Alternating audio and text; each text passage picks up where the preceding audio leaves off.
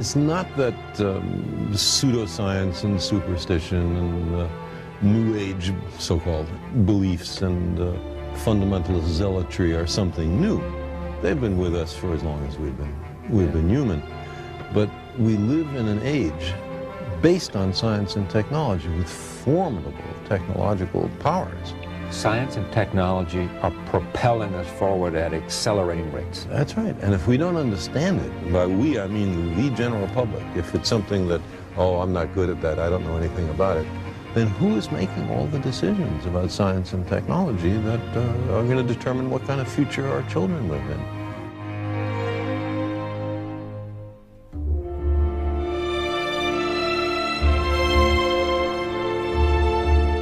What's the danger of all this? I mean, you know, this is not the thing that... There's two kinds of dangers. One is what I just talked about, that we've arranged a society based on science and technology in which nobody understands anything about science and technology.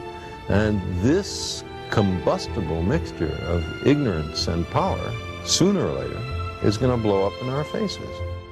And the second reason that I'm worried about this is that science is more than a body of knowledge. It's a way of thinking, a way of skeptically interrogating the universe with a fine understanding of human fallibility.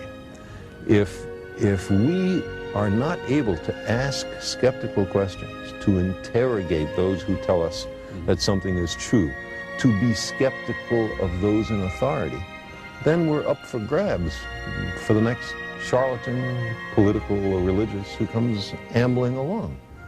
It's a thing that Jefferson laid great stress on. It wasn't enough, he said, to enshrine some rights in a Constitution or a Bill of Rights. The people had to be educated, and they had to practice their skepticism and their education. Otherwise, we don't run the government. The government runs us. You see, people read the stock market quotations and financial pages. Look how complex that is. People are able to look at sports statistics. Look how many people can do that. Understanding science is not more difficult than that. It doesn't involve greater intellectual activities. But the thing about science is, first of all, it's after the way the universe really is and not what makes us feel good. And a lot of the competing doctrines are after what feels good and not what's true. There are millions of people who understand science does not prove religion, but because religion is faith-based. Let's look a little more deeply into that. What is faith? It is belief in the absence of evidence. Now, I don't propose to tell anybody what to believe, but for me, believing when there's no compelling evidence is a mistake.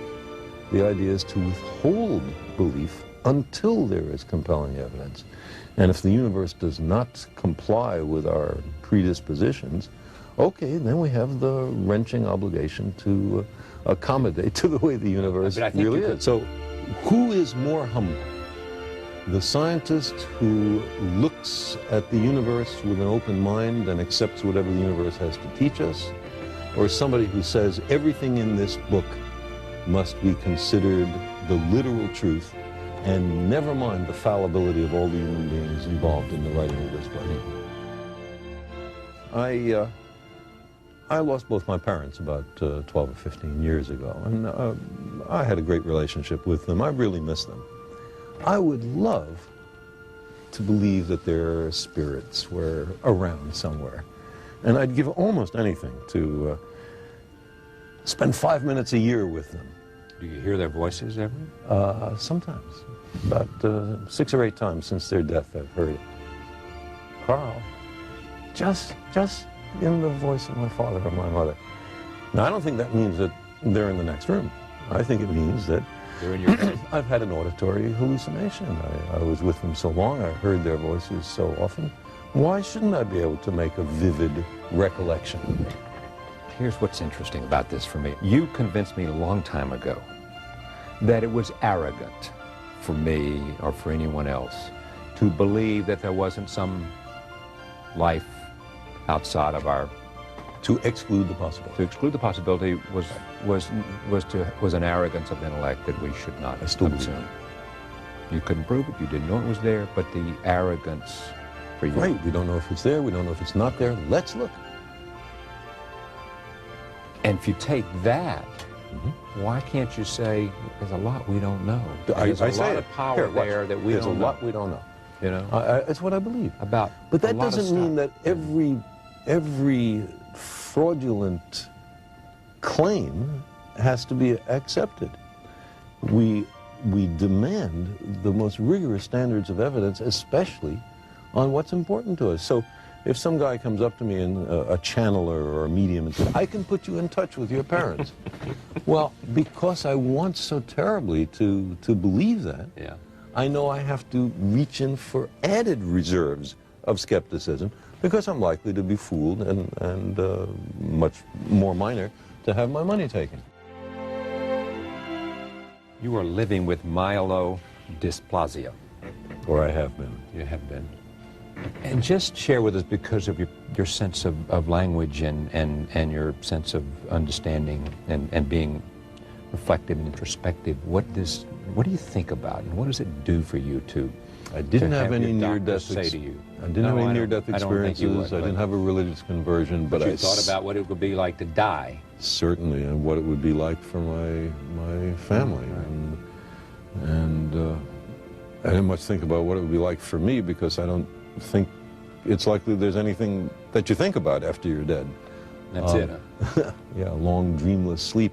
I'd love to believe the opposite, but I don't know of any evidence. But one thing that it has done is to enhance my sense of appreciation for the beauty of life and of the universe, and the sheer joy of being alive. You had a healthy portion of that before this, but even you, it happens to. Oh, there's no question. Appreciation. No question. Every moment, every inanimate object, to say nothing of the exquisite complexity of living beings. You imagine missing it all, and suddenly it's so much more precious.